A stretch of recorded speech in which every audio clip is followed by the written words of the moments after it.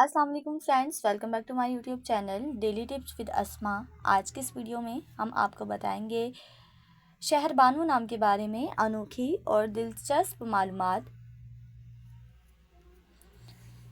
शहर बानो नाम का शुमार लड़कियों के नामों में होता है। शहर बानो एक इस्लामी नाम है। शहर बानो नाम की इब्तदाई तारीख फारसी ज़ुबान से निकलती है। शहर बानो नाम की लड़कियों के लिए खुशकिस्मत नंबर 6 माना जाता है।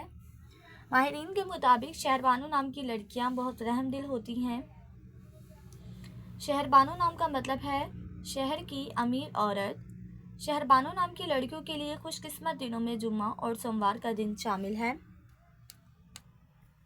शहर बानो नाम के अफराद के लिए मुवाफिक रंगों में सब नीला और सफ़ेद रंग शामिल है।